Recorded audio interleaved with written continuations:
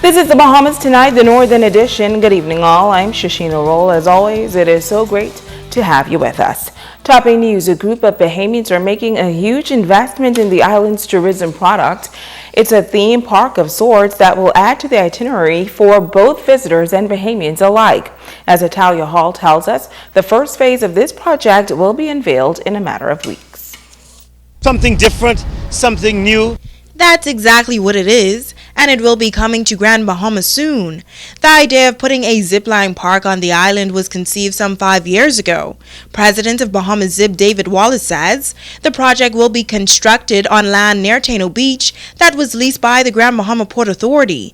The first phase is expected to offer a number of unique activities. The first phase is going to be this wonderful tree bar, along with an ice cream booth and a daiquiri booth, along with a grill conch.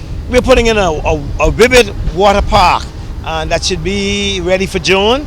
That's going to allow pretty close to about 50 to 65 persons. Wallace believes it will be good for Grand Bahama's economy. We have about 30 local Bahamians who've invested in this project. They are the ones who will be operating all of the stores. We've saved it for those persons who have put their money into the project. This new project means big things for persons seeking employment, as the company is in the process of recruiting. Human Resource Manager Constance Edwards says some 24 to 30 Bahamians will be provided with employment opportunities during the first phase. We are hiring positions such as bartenders and servers. We have lifeguards, which is an area that we're diligently trying to fill, because I've actually advertised with a display ad in the local papers at the busiest time, Thursday, Friday, Saturday and Monday, and we didn't get any responses to the lifeguards. So any lifeguards out there that's viewing this, please contact me. Project Superintendent Zach Smith says the zip line will be included in phase 2 of the project, which will be completed in August.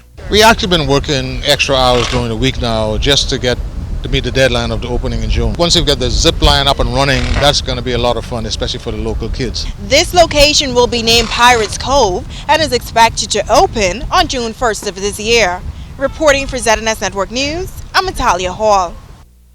Thanks, Italia. Well, the constitutional referendum is just weeks away, and here on Grand Bahama, the Say Yes educational campaign is preparing to kick into high gear. Sabrina Brown has that story.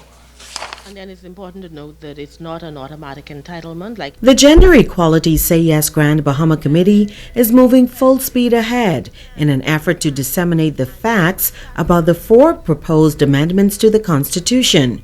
Co-chair Geneva Rutherford says the significance of a yes vote on June 7th cannot be overstated. We are now being asked to ensure that our sons and daughters have equal rights. We are being asked to ensure that men and women have equal rights in passing on citizenship. We are being asked to allow the Bahamian father to pass on his citizenship to his child born out of wedlock. And we are being asked to not allow discrimination based on sex. Co-chair attorney Constance McDonald says the committee has a focused agenda over the next 6 weeks, which begins with a voter registration drive for first-time voters between the ages of 18 and 23 years. this begins on Thursday, April 28, when 65 persons from the Ministry of Youth's Fresh Start program will begin the process at the Parliamentary Registration Department. We will then invite all youth groups registered with the Ministry of Youth and others to participate in the registration drive.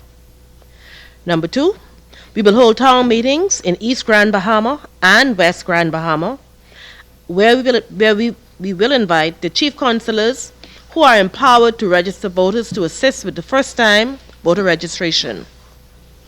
We will use social media. But their efforts won't stop there. The communication briefing book provided by the National Yes Campaign, which clearly explains what the concerns and the responses are for each bill, will be sent electronically to churches, companies, schools, organizations, and clubs. We shall request permission for these organizations to disseminate the information to their members, employees, teachers, students, and parents, so that as many persons as possible can join the discussion as we try to get consensus on the bills. The committee is also planning a Vote Yes March in the coming weeks. Sabrina Brown, ZNS Network News. This is World Earth Day. It is an annual observance to demonstrate support for environmental protection. Here on Grand Bahama, the Bishop Michael Eldon School is doing its part to promote good environmental stewardship.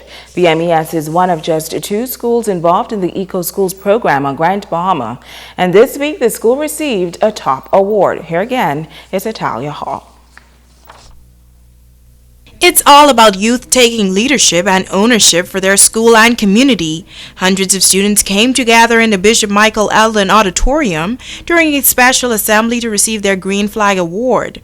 The school became an eco school back in 2014, and since then it has been progressing. Guest speaker Marcia Musgrove of the Bahamas Reef Environment Educational Foundation says this program was started so young persons can recognize that they all can make a difference.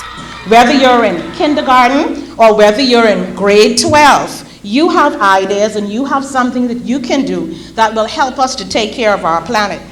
And so this program was launched, and the Bahamas, we found out about this program and we joined the program in 2009, 2010. Piloted it with a few schools, and those schools thought that it was a good program for the Bahamas. Nikira Wilchcomb, who was a part of the Keep Grand Bahama Clean committee, says the school has been working hard to achieve this reward. This was a long and hard fight, but the thing about it is we are here today. And what we always want to encourage the students as they've gained this is not to forget. So tomorrow, you're still an eco school. The day after, you're still an eco school. But it has to transcend also from this environment into your homes, into your daily lives, when you're driving on the streets. And so we just want to encourage them to keep this momentum going. Principal Anita Doherty says the school is proud of this major achievement. They must be the catalyst to ensure that there is something for their children and their grandchildren. And so we have partnered with any number of persons for the last 2 years. And we are just extremely happy that we have now achieved our goal of being the first school in Grand Bahama to receive the green flag. The green flag was then erected on the school's campus, which is a symbol of environmental excellence. A tree was then planted in the school's memorial garden. It's Talia Hall, ZNS Network News. So with us, there's more news right after this.